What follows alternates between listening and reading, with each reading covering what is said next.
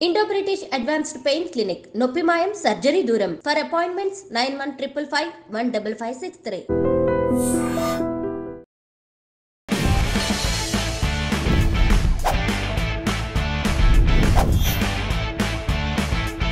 iDream సమర్పిస్తున్న IAS simplified IAS orientation programme episode 1కి స్వాగతం. సివిల్ సర్వీసెస్ ప్రిపరేషన్ అనేది ఒకప్పుడు చాలా కష్టతరంగా ఉండేది. రిసోర్సెస్ దొరికేవి కావు, పుస్తకాలు దొరికేవి కావు, ఏ పుస్తకాలు చదవాలో తెలిసేది కాదు. హిందూ పేపర్ కూడా రిమోట్ విలేజెస్కి రావడం చాలా కష్టంగా ఉండే రోజుల్లో ఆ రోజుల్లో ప్రిపరేషన్ ఇవాళ నాకు తెలిసి చాలా ఈజీ అయిపోయింది. ఎక్కడ ఏ రిసోర్స్ దొరకాలన్నా, ఏ పుస్తకాలు దొరకాలన్నా, ఏ ఇంటర్నెట్ ద్వారా, వెబ్సైట్ల ద్వారా, యూట్యూబ్ ద్వారా, ఇతరత్ర యాప్ల ద్వారా అనేకమైన ఇన్ఫర్మేషన్ దొరుకుతోంది. ఇవాళ ఇన్ఫర్మేషన్ ఎక్కువైన ఒకనొక సందర్భాన్ని కూడా మనం చూస్తాం. ఈ దశలో ఒక స్టూడెంట్కి ఐఏఎస్ ప్రిపేర్ అవ్వాలంటే స్టేజ్ 1 నుంచి, వెరీ బిగినింగ్ నుంచి, అంటే A to Z అంటాం కదా, అట్లా వెరీ బేసిక్ పాయింట్స్, అసలు ఐఏఎస్ ప్రిపరేషన్ ఎలా స్టార్ట్ చేయాలి, ఏ సబ్జెక్టులు ఇందులో ఉంటాయి, ఏ పుస్తకాలు చదవాలి, ఇందులో ఉన్న ఈక్వేషన్స్ ఏంటి, సాధక బాధకాలు ఏంటి, ఇంక్లూడింగ్ కోచింగ్ తీసుకోవాలా అక్కర్లేదా, మెంటరింగ్కి కోచింగ్కి తేడా ఏంటి, అసలు ఎక్కడ ఏ విధమైన కోచింగ్కి వెళ్ళాల్సిన అవసరం లేకుండా ఇంటర్నెట్ ద్వారా మాత్రమే రిసోర్సెస్ తీసుకుని చక్కగా ఇంట్లో కూర్చుని చదువుకునేందుకు అవకాశం లేదా, ఉంటే ఎలాంటి అవకాశం ఉంది, ఒకవేళ కోచింగ్కి వెళ్ళాలి అనుకుంటే ఒక మిడిల్ క్లాస్ ఫ్యామిలీకి ఎంత ఖర్చు అయ్యే అవకాశం ఉంది, తాను అసలు ఐఏఎస్ ఎగ్జామినేషన్ రాయడానికి అర్హున్నా కాదా, ఎలా ప్రిపేర్ అయితే ఐఏఎస్ వస్తుంది, లేదా అసలు నేను ఐఏఎస్ అవ్వడానికి కావలసిన ఎబిలిటీస్ అనండి, ఐఏఎస్ అవ్వడానికి కావలసిన ఈక్వేషన్స్ అనండి, క్వాలిటీస్ అనండి నాకున్నాయా లేదని ఒక వ్యక్తి తనకు జడ్జ్ చేసుకోవడం ఎలా, పేరెంటల్ సపోర్ట్ ఎలా ఉండాలి, ఒక ఎగ్జామినేషన్కి ప్రిపేర్ అవ్వడానికి ఒక స్టూడెంట్ ఏ ఏజ్ నుంచి, అంటే 13 ఏళ్ళ నుంచి స్టార్ట్ చేయాలా, 14 ఏళ్ళ నుంచి స్టార్ట్ చేయాలా, అంటే 8th క్లాస్ నుంచి 9th క్లాస్ నుంచి స్టార్ట్ చేయాలా, లేదా ఇంటర్మీడియట్ తర్వాత స్టార్ట్ చేయాలా, డిగ్రీ అయిపోయిన తర్వాత స్టార్ట్ చేయాలా. పేరెంటల్ సపోర్ట్ మాత్రమే కాదు, కొంతమంది మ్యారేజ్ అయిన తర్వాత కూడా ఐఏఎస్ ప్రిపేర్ అవుతూ ఉంటారు. మరి మ్యారేజ్ అయిన తర్వాత పిల్లలు కూడా ఉంటే ఆ ఫ్యామిలీ సపోర్టు ఈవిడికి కానీ ఆయనకి కానీ ఎలా ఉండాలి, స్పౌజ్ అంటే జీవిత భాగస్వామి ఏ విధంగా సహకరించాలి, ఏ పుస్తకాలు చదవాల్సిన అవసరం లేదు, ఏ పుస్తకాలు కంపల్సరీగా చదవాలి, అసలు ఏ పుస్తకాల్లో ఏ చాప్టర్లు చదవాలి, ఓల్డ్ క్వశ్చన్స్ ఎలా ప్రిపేర్ అవ్వాలి, ఓల్డ్ క్వశ్చన్స్లో ఉన్న వాటిని ఏ విధంగా ప్రిపేర్ అయితే ఎగ్జామినేషన్కి ఈజీ అవుతుంది, అన్నిటికన్నా ఇంపార్టెంట్ ఆప్షనల్ సబ్జెక్ట్ ఎలా చదవాలి, ఆప్షనల్ సబ్జెక్ట్ ఏది ఎంచుకోవాలి, ఏ ఆప్షనల్ సబ్జెక్ట్ నాకు ఉపయోగపడుతుందని నేను ఎలా తెలుసుకోవడం, జనరల్ స్టడీస్ సబ్జెక్టులో ఉన్న ఏవైనా పాయింట్స్ ఆప్షన్కి ఉపయోగపడతాయా, ఉదాహరణకి ఏ పొలిటికల్ సైన్స్ తీసుకున్నానో, లేదా పబ్లిక్ అడ్మినిస్ట్రేషన్ తీసుకుంటానో, జాగ్రఫీ తీసుకుంటానో, ఈ జనరల్ స్టడీస్ సంబంధించిన ఏరియాస్లో కొన్ని కవర్ అవుతూ ఉంటాయి కాబట్టి ఏది కవర్ అవుతుంది, ఏది కవర్ అవ్వ కాదు, ఇలాంటి అనేకమైన విషయాలని కూలంకషంగా చర్చించేందుకు, మీకు అందజేసేందుకు iDream వేదికగా ఐఏఎస్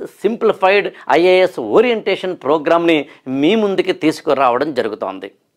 ఇందులో కేవలం గైడెన్స్ మాత్రం, లేదా ఏ ఇన్ఫర్మేషన్స్ ఇవ్వాలో, ఏ డీటెయిల్స్ ఇవ్వాలో, ఎలాంటి ఇన్ఫర్మేషన్స్ ఉన్నాయో అవి చెప్పే ప్రయత్నమే తప్ప ఇదే స్టాండర్డ్ అని, ఇలాగే ప్రిపేర్ అవ్వాలని, ఇది ఒక్కటే మార్గం అని చెప్పడం మాత్రం మా ఉద్దేశం కాదు. ఎవరైనా ఎక్కడైనా ఒక స్టూడెంట్ కోచింగ్ ఆల్రెడీ తీసేసుకుంటేనో, కోచింగ్లో ఉంటేనో ఈ కంటెంట్ పెద్దగా ఉపయోగపడకపోవచ్చేమో, కానీ మా ప్రధానమైన అంశం ఇప్పటికి ఇంకా కోచింగ్ స్టార్ట్ చేయని వాళ్ళు, అసలు కోచింగ్ అంటే ఏంటి, ఐఏఎస్ సంబంధించిన ఇందులోకి ఎంటర్ కావాలా వద్దా అని అనుకుంటున్న వాళ్ళు, ఎవరైతే ఫ్రెష్ క్యాండిడేట్స్ ఉంటారో 8th క్లాస్ నుంచి డిగ్రీ అయిపోయినంత వరకు ఎవరైనా ఒక స్టూడెంట్ ఈ ఎగ్జామినేషన్ ప్రిపేర్ అవ్వాలనుకుంటే ఏ కంటెంట్, ఏ ఇన్ఫర్మేషన్ కావాలో అవన్నీ పూసగుచ్చినట్టు, అరటిపండు ఒలిచిపెట్టినట్లు చాలా చక్కగా, సింపుల్గా, డీటెయిల్డ్గా, అమ్మ గోరుముద్దలు తినిపించినట్టుగా చెప్పాలన్నది మా ప్రయత్నం. అందుని కొన్ని ఎపిసోడ్స్లో కొంచెం సాగదీసినట్టుగా, కొంచెం ఎక్కువ ఇన్ఫర్మేషన్ ఇస్తున్నట్టుగా అనిపిస్తుంది, లేదా వెరీ బేసిక్స్ ఇస్తున్నట్టుగా అనిపిస్తుంది. అది మా ఉద్దేశం మాత్రం ఒక స్టూడెంట్ అస్సలు ఏమీ తెలియని ఫ్రెష్ క్యాండిడేట్కి ఇన్ఫర్మేషన్ ఇవ్వాలి అనేది యాక్చువల్ మా ఉద్దేశం. ప్రతి ఎపిసోడ్లోనూ ఒక్కొక్క టాపిక్ని ఒక్కొక్క కంటెంట్ని తీసుకువెళ్ళే ప్రయత్నం చేస్తాం. ప్రిపరేషన్కి సంబంధించిన అన్ని ఈక్వేషన్స్ని ఇవ్వాలి అనేది మా యొక్క సదాశయం. ఇందులో భాగంగా ఇవాళ ఇంట్రడక్షన్లో ఎపిసోడ్ 1లో మనం సివిల్ సర్వీస్ సంబంధించిన యుద్ధ రంగంలోకి దిగే ప్రయత్నం చేద్దాం. ఆయుధాలని సమకూర్చుకునేందుకు కావలసిన శిక్షణని, అంటే ఆయుధాలను సమకూర్చుకోవడానికి కావలసిన ప్రిపేర్డ్నెస్ని తయారు చేసుకుందాం. ఏ ఎగ్జామినేషన్ అయినా ఆ ఎగ్జామినేషన్ లోపలికి వెళ్ళడానికి ముందు తెలియాల్సిన మొట్టమొదటి పాయింట్ ఏంటంటే అసలు అందులో ఏమేమి సబ్జెక్టులు ఉంటాయని. సివిల్ సర్వీసెస్ ప్రిపరేషన్కి సంబంధించి ఒక స్టూడెంట్కి ప్రధానంగా ఉండే సబ్జెక్టులు ఏంటి అన్నప్పుడు ఇక్కడ నేను మీకు అందివ్వడం జరిగింది. Ancient India, medieval India, modern India, ఇలాంటి సబ్జెక్టులు ఉంటాయి. యాక్చువల్గా ఇది ancient India, medieval India, modern India అనేవి. మామూలుగా మీకు ఇండియన్ హిస్టరీ అని వినుంటారు మీరు. భారతదేశ చరిత్ర అంటాం. భారతదేశ చరిత్ర కాస్త అటు ఇటుగా క్రీస్తు పూర్వం 2500 సంవత్సరాల కన్నా ముందే ప్రారంభమైన చరిత్ర. క్రీస్తు పూర్వం 2500 కన్నా ముందు ఉన్న చరిత్ర నుంచి మొదలుకొని సింధు నాగరికత కాలం నుంచి మొదలుకొని, అంటే ఇండస్ వ్యాలీ సివిలైజేషన్ నుంచి మొదలుకొని ఆ తర్వాత కాలక్రమంలో అరబ్బులు ఇండియాలోకి రావడం కావచ్చు, ఘజ్నీ గోరీ దండయాత్రలు కావచ్చు, ఢిల్లీ సుల్తానుల పాలన కావచ్చు, ఆ తర్వాత బ్రిటిష్ వారు భారతదేశంలోకి రావడం కావచ్చు, ఆ తర్వాత స్వాతంత్ర్య పోరాటం కావచ్చు, ఆ మొత్తం మీద 1947 ఆగస్టు 15 మనకి స్వాతంత్రం రావడం కావచ్చు. దాదాపుగా ఇప్పుడు నేను చెప్పిన ఒక 4000-5000 సంవత్సరాల చరిత్రని మనం ancient India, medieval India, modern India అనే ఒక, అంటే ప్రాచీన భారతదేశ చరిత్ర, మధ్యయుగాల భారతదేశ చరిత్ర, అదేవిధంగా ఆధునిక భారతదేశ చరిత్ర, స్వాతంత్ర్య పోరాటం, అంటే ఇండియన్ నేషనల్ మూమెంట్ అనే ఒక 3 ఏరియాస్లో మనం చదివే ప్రయత్నం చేస్తాం. ఈ ఎపిసోడ్లో నేను ఓన్లీ ఏమేమి సబ్జెక్టులు ఉన్నాయో చెబుతాను.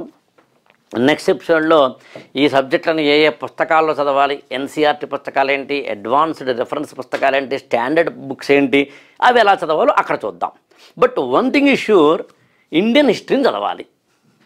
ఒక ఏన్షియంట్ ఇండియా మొదలుకొని మోడర్న్ ఇండియా వరకు. తర్వాత భారతదేశానికి స్వాతంత్ర్యం వచ్చింది 1947లో కాబట్టి ఇవాళ మనం ఇప్పుడున్న నేను ఈ ఎపిసోడ్ చేస్తున్న సమయానికి 2024లో ఉన్నాం మనం, కాస్త అటు ఇటుగా. 2024లో ఉన్న మనము దాదాపుగా భారతదేశానికి స్వాతంత్ర్యం వచ్చి 75 ఏళ్ళు దాటుతోంది. మరి 75-78 సంవత్సరాల భారతదేశ చరిత్రలో చాలా ఇన్సిడెంట్స్ జరిగి ఉంటాయి కదా. అసలు భారతదేశం అసలు స్వాతంత్ర్యం వచ్చినప్పుడే పార్టీషన్ జరిగింది, అంటే భారత్ పాకిస్తాన్లు విడిపోయాయి. ఆ తర్వాత బంగ్లాదేశ్ విడిపోయింది పాకిస్తాన్ నుంచి. బంగ్లాదేశ్ సందర్భంగా మనం పాకిస్తాన్తో యుద్ధం చేసాం, మధ్యలో చైనాతో యుద్ధం చేసాం. అది కాకుండా మళ్ళీ బ్యాంకింగ్ నేషనలైజేషన్ జరిగింది. అవి కాకుండా ఎయిర్ ఇండియా లాంటివన్నీ టాటా వాళ్ళ దానికి సంబంధించిన వాటిని మనం నేషనలైజ్ చేసుకున్నాం. అవి కాకుండా ప్లానింగ్ కమిషన్ ఏర్పాటు చేసుకున్నాం. అవి కాకుండా చాలా జరిగినాయి. 1967లో నక్సలైట్ పోరాటంతో మొదలుకొని 1991లో ఆర్థిక సంస్కరణలతో మొదలుకొని భారతదేశంలో చాలా ఇన్సిడెంట్ జరిగినాయి. ఆ ఆర్థిక రంగంలో జరిగి ఉండొచ్చు, సామాజిక రంగంలో జరిగి ఉండొచ్చు, సాంస్కృతిక రంగంలో జరిగి ఉండొచ్చు. ఇట్లా వివిధ రంగాల్లో భారతదేశంలో స్వాతంత్ర్యం వచ్చిన తర్వాత జరిగిన ఇన్సిడెంట్స్ అన్నింటినీ చదవడాన్ని మనం పోస్ట్ ఇండిపెండెన్స్ అంటాం. పోస్ట్ ఇండిపెండెన్స్ తోటి కలుపుకుంటే మీరు ఏం చదువుతారన్నమాట, భారతదేశ చరిత్రలో మొదటి అక్షరం నుంచి ఈ క్షణం వరకు ఏం జరిగాయో మొత్తం చదివితే ancient India, medieval India, modern India అనే మొత్తం 3 నుంచి పోస్ట్ ఇండిపెండెన్స్ అవుతోంది. అందుకని భారతదేశ చరిత్రని మొత్తం చదవగలిగితే ఒక స్టూడెంట్ ఐఏఎస్ అవ్వడానికి కనీసం అర్హత కలిగి ఉన్నాడని తాత్పర్యం. తర్వాత వచ్చేసి కల్చర్ అనే ఒక ఏరియా ఉంది. మామూలుగా మనం డ్యాన్స్ ఫామ్స్ వింటుంటాం, భరతనాట్యం అని, కూచిపూడి అని, మోహిని అట్టం అని, ఇలా. అదేవిధంగా మనం కొన్ని సాంస్కృతిక రంగాల్లో టెంపుల్ కన్స్ట్రక్షన్ ఉత్తర భారతదేశంలో ఒకలా ఉంటుంది, దక్షిణ భారతదేశంలో ఒకలా ఉంటుంది. చోళులు ఒకలా కట్టుంటారు, లేదా పాండ్యులు ఇంకోలా కట్టుంటారు. లేదా పెయింటింగ్, మొఘల్స్ పెయింటింగ్ ఉంటుంది, లేదా రాజస్థానీ పెయింటింగ్ ఉంటుంది. లేదు సంగీతం, హిందుస్థానీ సంగీతం ఉంటుంది, కర్ణాటక సంగీతం ఉంటుంది. సాహిత్యం, కాళిదాసు మేఘ సందేశం మొదలుకొని మనకి ఇటీవలి కాలం వరకు ఉన్న ఎవరికైనా సంగీత నాటక అకాడమీలోంచో సాహిత్య అకాడమీలోంచో ఏమైనా అవార్డులు వచ్చినా ఓవరాల్గా మన కల్చర్ ఏంటి, మన భారతదేశ సాంస్కృతిక చరిత్ర ఏమిటి, సింధు నాగరికతలో పశుపతినాథుణ్ణి పూజించడం మొదలుకొని ఇవాటి వరకు మన సాంస్కృతిక చరిత్ర ఎలా ఉంది, మనకి బిస్మిల్లా ఖాన్ కావచ్చు, మరొకరు కావచ్చు, ఏ విధమైన సాంస్కృతిక వారసత్వాన్ని మనకి ఇచ్చారు, మనం నటరాజు రామకృష్ణ కావచ్చు, మరొకరు కావచ్చు, ఏ విధమైన సాంస్కృతిక వారసత్వాన్ని మనకి ఇచ్చారు. ఇలా భారతదేశ సంస్కృతికి సంబంధించిన లలిత కళలను ఏవైతే మనం 5 కళలు చెబుతామో ఆ 5 కళలకు సంబంధించిన ఇంపార్టెంట్ పాయింట్స్ తీసుకుని వాటితో పాటు మిగిలిన అంశాలని కనుక చదివితే అది కల్చర్ పార్ట్ అవుతుంది. ఇప్పుడు ఊహించండి, మీరు భారతదేశ చరిత్రకు సంబంధించి ఒక్క మాటలో చెప్పాలి అంటే ancient India, medieval India, modern India, post independence plus culture, ఈ 5 పార్ట్లు చదివితే భారతదేశం యొక్క గొప్పతనం తెలుస్తుంది. అందులో ఎప్పుడు సివిల్ సర్వీసెస్ ప్రిపరేషన్ ఒక మాట అంటుంటాను నేను. ఐఏఎస్ ఎగ్జామినేషన్ రాయడానికి మనం చేసే ప్రయత్నం ద్వారా అనేక విషయాలు తెలుసుకుంటాం. చరిత్రను చదువుతాము, లేకపోతే కనుక జాగ్రఫీని చదువుతాము, ఎకనామిక్స్ని చదువుతాం. నిజంగా ఐఏఎస్ వస్తే మంచిదే, రాకపోయినా కూడా ఈ సబ్జెక్టుల నాలెడ్జ్ తోటి జీవితంలో బాగా బతకచ్చు. మనం చూసే దృక్కోణం మారుతుంది. ఇవాల్టి సమస్యలకి మనం చూసే దృక్కోణం మారుతుంది. ఉదాహరణకి ఇవాళ నేను క్లాస్ చెప్తున్న సమయానికి ఆంధ్రప్రదేశ్ గవర్నమెంట్ పిల్లల్ని ఎక్కువ కనండి అని ఒక స్టేట్మెంట్ ఇచ్చింది. సరిగ్గా తమిళనాడులో ఉన్న స్టాలిన్ గవర్నమెంట్ కూడా పిల్లల్ని ఎక్కువ కనండి అని స్టేట్మెంట్ ఇచ్చింది.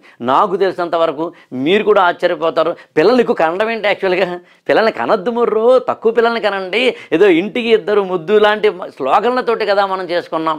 ఇప్పుడు చూడండి, దాన్నే కనుక మనం దాన్ని కనుక ఒక న్యూస్ పేపర్లో మనకు వచ్చినప్పుడు ఇతరులైన వాళ్ళు దాన్ని చదివే విధానం వేరుంటుంది. అదే సివిల్ సర్వీసెస్ ప్రిపేర్ అయిన వాళ్ళు ఈ చరిత్రల కోణంలోంచి ఇవాళ ఆ స్టేట్మెంట్ చూస్తాం.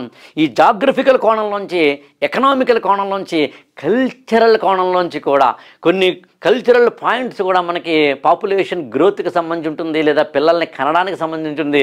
అందుకని సివిల్ సర్వీసెస్ ప్రిపేర్ చేస్తున్నప్పుడు ప్రపంచాన్ని మర్చిపోయి పుస్తకాల్లో లీనమవ్వండి, ప్రపంచాన్ని మర్చిపోయి జ్ఞానాన్ని గ్రోలండి, ప్రపంచాన్ని మర్చిపోయి నాలెడ్జ్ని కనుక గెయిన్ చేసుకుంటే నాకు తెలిసి చాలా హాయిగా బతకచ్చు, ఐఏఎస్ వచ్చినా రాకపోయినా. అందుకంటున్నాను, ancient India, medieval India, modern India, post independence and culture అనే 5 పార్ట్లు కనుక మీరు తీసుకున్నట్లయితే ఆ 5 పార్ట్లతోటి మీకు ఇండియన్ హిస్టరీకి సంబంధించి అవుతాం. సరిగ్గా ఇదే సమయంలో మనకి వరల్డ్ హిస్టరీ అని ఒక పాయింట్ ఉంది. వరల్డ్ హిస్టరీకి సంబంధించి కనుక మనం చూసినట్లయితే మామూలుగా మీకు వరల్డ్ హిస్టరీ అన్నప్పుడు ప్రపంచ చరిత్ర అనేసరికి ఏమవుతుందంటే, ఇప్పుడు ఇండియన్ హిస్టరీకి ఎలాగైతే మనం చూసామో అంటే ఏంటి, ఇండియన్ హిస్టరీలో మనం ఎప్పుడో క్రీస్తు పూర్వం 2500 మొదలుకొని క్రీస్తు శకం ఇవాల్టి వరకు ఇండియన్ హిస్టరీని చదవాలి అని అనుకుంటున్నాం మనం. అలా ప్రపంచ చరిత్ర చదవడం మొదలు పెడితే ఐరోపా ఖండము, లేకపోతే కనుక ఆసియా ఖండము, అమెరికా, ఆఫ్రికా, ఆస్ట్రేలియా, ఇన్ని ఖండాల చరిత్ర చదవడం మొదలు పెడితే చాలా ఎక్కువ టైం పడుతుంది. కానీ వరల్డ్ హిస్టరీ చదవమన్నారు కదా అని చెప్పి మన సిలబస్లో మనకి ఓన్లీ వరల్డ్ హిస్టరీ అన్నప్పుడు ప్రపంచ చరిత్రను అంతా చదవాలని రూల్ లేదు. మన సిలబస్లో కొన్ని ఏరియాస్ ఇస్తారు, నేను వాటిని కూడా మీకు ముందు చెప్పే ప్రయత్నం చేస్తాను. నేను అందుకనే మీకు గమనిస్తే ఏ సబ్జెక్టులు ప్రిలిమినరీకి ఉపయోగపడతాయి, మెయిన్స్కి ఉపయోగపడతాయి, రెండిటికి ఉపయోగపడతాయి అనేది కూడా ఇక్కడ కేటగరైజ్ చేశాను. అది కూడా మీకు కొంచెం ఎక్స్ప్లెయిన్ చేస్తాను. ఎందుకంటే మెయిన్స్ ఎగ్జామినేషన్ సంబంధించిన దాంట్లో మనకి క్లియర్గా సిలబస్ ఇవ్వడం జరుగుతుంది. ఏ మెయిన్స్ ఎగ్జామినేషన్ సంబంధించి ఈ సిలబస్ ఎప్పుడైతే మనకి ఇచ్చారో, ఇచ్చిన సిలబస్లోంచి మనకి కొద్దిగా అందులో ఇన్పుట్స్ బాగా దొరుకుతాయి. నేను వరల్డ్ హిస్టరీ సిలబస్ అని చెప్తాను, చాలా తక్కువ సిలబస్ ఉంది, ఇండస్ట్రియల్ రెవల్యూషన్ ఇలా. అందుకని వరల్డ్ హిస్టరీ కూడా మనం చదువుతాం, కానీ అందులో సిలబస్ తక్కువ ఉందనే విషయాన్ని మీరు గమనించండి. అందుకని మొత్తం మీద ఏన్షియంట్ ఇండియా మొదలుకొని ఇంతవరకు చూస్తే చరిత్రను చదువుతున్నాం. అది భారతదేశ చరిత్ర కావచ్చు, సెలెక్టెడ్గా వరల్డ్ హిస్టరీ కావచ్చు. ఇప్పుడు ఈ 5-6 పాయింట్లను చూసినట్లయినప్పుడు యాన్షియంట్ ఇండియా ఓన్లీ ప్రిలిమినరీకి మాత్రమే ఉంది. మీరు గమనించాలి దాన్ని. యాన్షియంట్ ఇండియా అనేది ఓన్లీ ప్రిలిమినరీకి మాత్రమే ఉంది, మెయిన్స్కి లేదు. మిడివల్ ఇండియా ఓన్లీ ప్రిలిమినరీకి మాత్రమే ఉంది.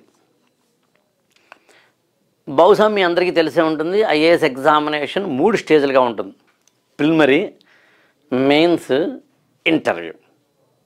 ఈ ప్రిలిమినరీకి మాత్రమే ఉండే ఏరియాలని ఏమిటో మనం అర్థం చేసుకుని చదవాలి.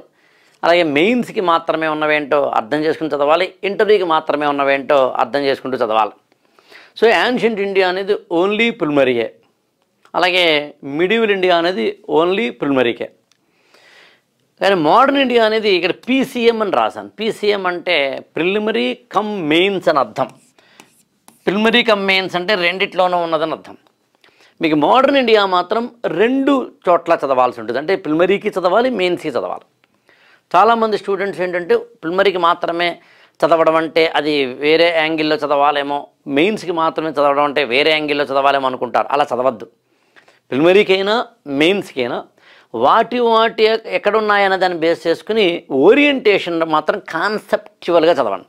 అది ఎలాగో ముందు ఎపిసోడ్లో నేను కాన్సెప్చువల్ లెర్నింగ్ అంటే ఏంటి అలాంటివి చెప్పే ప్రయత్నం చేస్తాను.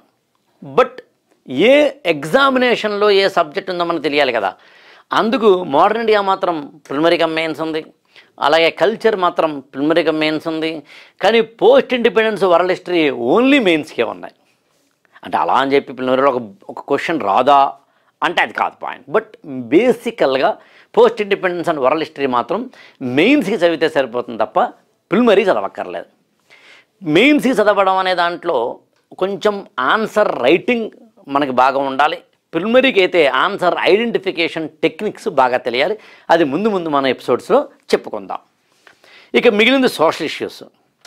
మన సమాజం అన్నప్పుడు కులాలుంటాయి, మతాలుంటాయి, ప్రాంతాలుంటాయి, స్త్రీ పురుష భేదాలుంటాయి, జాతిపరమైన ఈక్వేషన్స్ ఉంటాయి, లింగ్విస్టిక్ పరమైన డిఫరెన్సెస్ డైవర్సిటీస్ ఉంటాయి. అంటే కులపరంగా, మతపరంగా, భాషాపరంగా, జాతిపరంగా, స్త్రీ పురుష భేదపరంగా ఇలా అనేకమైన అంశాలలో సమాజం సెగ్రిగేట్ అయి ఉంటుంది. కానీ భిన్నత్వంలో ఏకత్వాన్ని మన దేశం సాధించాలి. అన్ని భాషలు ఒకటేనని, అన్ని జాతులు ఒకటేనని, అన్ని కులాలు ఒకటేనని, ఎప్పుడు ఎక్కడ ఎవరికైనా ఇబ్బంది కలిగితే అక్కడ మనం ఆఫీసర్గా నిలబడాలని, ఒక అండర్ ప్రివిలేజ్డ్ సెక్షన్స్ కోసం మనం పనిచేయాలని మనకు ఒక స్ఫూర్తి కలగాలి అంటే ప్రిపరేషన్ టైంలోనే భారతీయ సమాజం మీద మనకు ఒక అవగాహన కలగాలి. ఇండియన్ సొసైటీ అంటే ఏంటో మనకి తెలియాలి. ఇక్కడ జాతులు ఎన్ని ఉన్నాయి, మతాలు ఎన్ని ఉన్నాయి, ఇక్కడ ఉన్న కులాలు ఏమిటి, ఇక్కడ ఉన్న భాషలు ఏంటివని తెలియాలి. అవన్నీ తెలియజెప్పేందుకే మనకి సోషల్ ఇష్యూస్ అని మన యొక్క సిలబస్లో ఉంది. అది కూడా ఓన్లీ ఫర్ మెయిన్స్కే ఉంది. యాక్చువల్గా ఇవన్నీ ఇంతవరకు నేను చెప్పింది కాస్త చూసినట్లయితే జనరల్ స్టడీస్ పేపర్ 1 అని మనకి మెయిన్స్లో ఉంటుంది. అందులో ఉన్న సబ్జెక్టులు అవి. నేను వాటిని తర్వాత చెప్పే ప్రయత్నం చేస్తాను. మొత్తం మీద యాన్షియంట్ ఇండియా నుంచి సోషల్ ఇష్యూస్ వరకు మనం చదివిన తర్వాత మనకి నెక్స్ట్ చదవాల్సింది ఏంటంటే జాగ్రఫీ. జాగ్రఫీ అన్నప్పుడు ఫిజికల్ జాగ్రఫీ అని, హ్యూమన్ జాగ్రఫీ అని ఉంటుంది, వరల్డ్ జాగ్రఫీ అని, ఇండియన్ జాగ్రఫీ అని ఉంటుంది.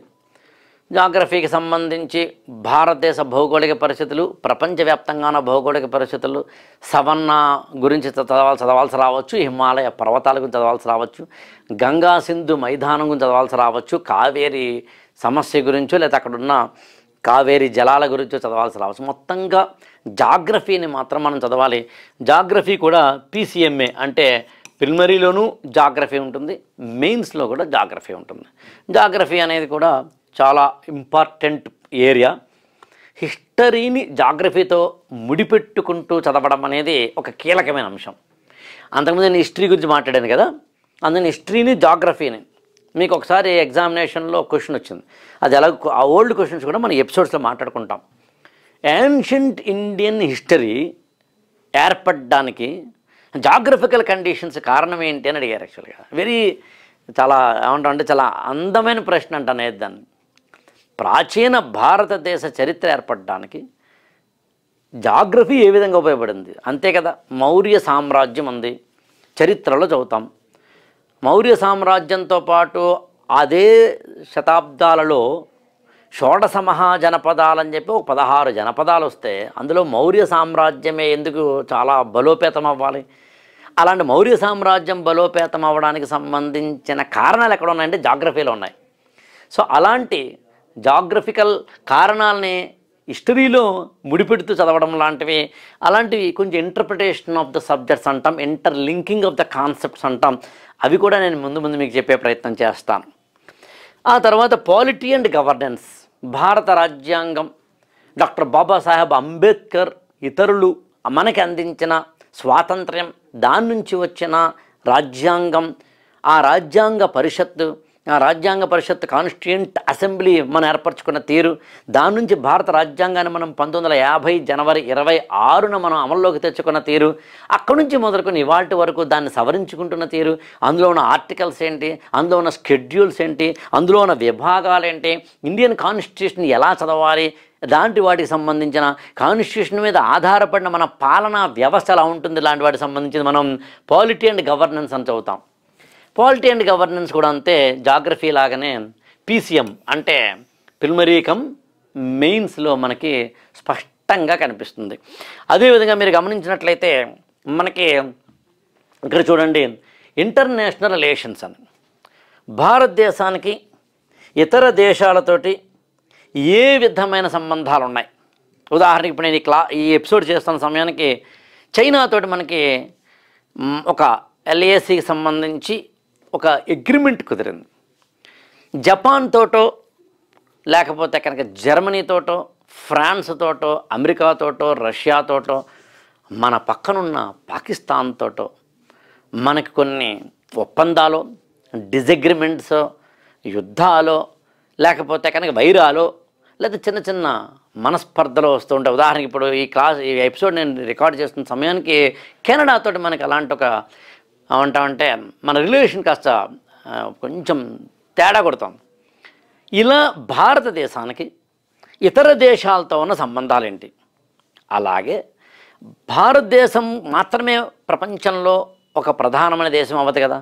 ఇతర కీలకమైన దేశాలు తమ యొక్క ఫ్రెండ్స్ తోటి ఒక కూటమిలు ఏర్పరచుకుంటుంటే, మీకు బ్రిక్స్ అని కానీ, ఏసియాన్ అని కానీ, సార్క్ అని కానీ, G7 అని కానీ, G8 అని కానీ, ఇలా అనేకమైనవి.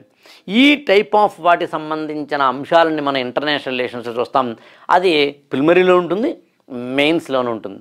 అలాగే ఎకానమీ, భారత ఆర్థిక వ్యవస్థకు సంబంధించి ముఖ్యంగా 1950 తర్వాత నుంచి ఇవాల్టి వరకు భారతదేశ ఆర్థిక వ్యవస్థను మనం ఏ విధంగా తయారు చేసుకున్నాం, ఏ విధంగా ప్లానింగ్ కమిషన్ ఏర్పరచుకున్నాం, ఏ విధంగా మనం ఇండియన్ ఎకానమీని ఆర్థిక సంస్కరణల వైపు 1990లో తీసుకువెళ్ళాం, ఇవాళ ఏ విధమైన చేసుకున్నాం, నీతి ఆయోగ్ ఎలా వచ్చింది, భారతదేశానికి సంబంధించిన మొత్తం ఎకనామిక్ ఇష్యూస్ అని చదువుతాం. అది కూడా అంతే, పీసీఎం ప్రిలిమినరీ కమ్ మెయిన్స్ రెండిట్లోనూ ఉంటుంది. ఎకనామిక్ పాయింట్ ఆఫ్ వ్యూలో జాగ్రఫీ చదవాలి, ఎకనామిక్ పాయింట్ ఆఫ్ వ్యూలో హిస్టరీ చదవాలి, హిస్టరీ పాయింట్ ఆఫ్ వ్యూలో ఎకనామిక్స్ చదవాలి, జాగ్రఫికల్ పాయింట్ ఆఫ్ వ్యూలో హిస్టరీ చదవాలి. ఇంటర్లింక్ చేసుకోవడం అనేది చాలా కీలకం. అది ముందు చెప్పుకునే ప్రయత్నం చేద్దాం. అలాగే ఎన్విరాన్మెంటల్ ఇష్యూస్, పర్యావరణానికి సంబంధించి ఇవాళ ఎన్ని రకాలుగా మనం ప్లాస్టిక్ పొల్యూషన్ గురించి కావచ్చు, లేదా ఇతరతర మొత్తం ఎన్విరాన్మెంట్కి సంబంధించి. అయితే కొన్నిట్లో మీరు అర్థం చేసుకోవాల్సింది ఏంటంటే, టెక్స్ట్ బుక్లు చదవాల్సిన అవసరం లేకుండా కొన్ని ఏరియాస్ని మనం ఓన్లీ కరెంట్ అఫైర్స్ తోటి చదివేయచ్చు. అది ఎన్విరాన్మెంట్ లాంటి ఇష్యూస్ నేను ముందు ఎపిసోడ్లో చెప్తాను. అది ఇది యాక్చువల్గా నేను మీకు చెప్పాలనుకున్నది అదే. అన్నీ చదవాల్సిన అవసరం నిజానికి ఉండదు. అన్నీ చదవడం మొదలు పెడితే చాలా టైం పట్టేస్తుంది. కాస్త షార్ట్ కట్లు అన్న కానీ స్మార్ట్ వర్క్లో చేయడం కూడా ఇంపార్టెంట్. ఈ ఎపిసోడ్స్ని అది కూడా చెప్పే ప్రయత్నం చేస్తాను. ఎన్విరాన్మెంట్ అది ప్రిలిమినరీ కమ్ మెయిన్స్ రెండింట్లోనూ ఉంది. అలాగే డిజాస్టర్ మేనేజ్మెంటు, అదేవిధంగా ఇంటర్నల్ సెక్యూరిటీ, ఈ రెండు అంశాలు కూడా ఓన్లీ మెయిన్స్కి మాత్రమే ఉన్నాయి. డిజాస్టర్ మేనేజ్మెంట్ అన్నప్పుడు విపత్తు నిర్వహణ అని తెలుగులో అంటాం. మనకి భూకంపాలు వచ్చినప్పుడు, ల్యాండ్ స్లైడ్స్ వచ్చినప్పుడు, ఫ్లడ్స్ వచ్చినప్పుడు, ఇతరత్ర అంశాలు ఏమైనా జరిగినప్పుడు డిజాస్టర్ మేనేజ్మెంట్ సంబంధించింది. అలాగే ఇంటర్నల్ సెక్యూరిటీ, అంతర్గత భద్రత, భారతదేశానికి సంబంధించి అదే నక్సలైట్ పోరాటాల నుంచి మొదలుకొని లేదా టెర్రరిస్ట్ పోరాటాలకు మొదలుకొని ఇతరత్ర అనేక అంశాలను చదువుతాం అక్కడ మనం. అలాగే సైన్స్ అండ్ టెక్నాలజీ, అది కూడా అంతే, ప్రిలిమినరీ కమ్ మెయిన్స్. అటు ప్రిలిమినరీలో ఉంటుంది, మెయిన్స్లోనూ ఉంటుంది. సైన్స్ అండ్ టెక్నాలజీ అన్నప్పుడు సైంటిఫికల్ అండ్ టెక్నాలజికల్ డెవలప్మెంట్స్ భారతదేశంలో కావచ్చు, భారతదేశం వెలుపల కావచ్చు. మన ఇస్రో గురించి మాట్లాడతాము, లేకపోతే కనుక డిఫెన్స్ టెక్నాలజీ గురించి మాట్లాడతాము, లేదా అటు ప్రపంచవ్యాప్తంగా నాసా లాంటి చంద్రయానికి సంబంధం జరుగుతుంది, జెనెటిక్స్లో కొన్ని జరుగుతూ ఉంటాయి, ఫిజిక్స్ రంగంలో జరుగుతూ ఉంటాయి, బయాలజీ రంగంలో జరుగుతూ ఉంటాయి, మెడికల్ రంగంలో జరుగుతూ ఉంటాయి, కెమిస్ట్రీ రంగంలో జరుగుతూ ఉంటాయి, స్పేస్ రంగంలో జరుగుతూ ఉంటాయి, డిఫెన్స్ రంగంలో జరుగుతూ ఉంటాయి. ఇట్లా ప్రపంచంలో కానీ భారతదేశంలో కానీ శాస్త్ర సాంకేతిక రంగాలలో ఎన్ని మార్పులు వస్తున్నాయో, పరిణామాలు జరుగుతున్నాయో, ఎన్ని పరిశోధనలు జరుగుతున్నాయో అవన్నీ మనం తెలుసుకోవాల్సిన అవసరం ఉంటుంది. తర్వాత చూడండి, ఇక్కడ నేను బయాలజీ అని రాశాను. ఫిజిక్స్, కెమిస్ట్రీ, బయాలజీ 3 చదువుతాం మామూలుగా మనం 10th క్లాస్లో. కానీ సివిల్ సర్వీసెస్ ప్రిపరేషన్లో బయాలజీ తప్ప ఫిజిక్స్, కెమిస్ట్రీ అనేది బేసిక్స్గా చదవకపోయినా పర్వాలేదు. అదే ముందు నేను ఎపిసోడ్లో చెప్పే ప్రయత్నం చేస్తాను. బట్ బయాలజీ మాత్రం చదవాలి, ఓన్లీ ఫర్ ప్రిలిమినరీ.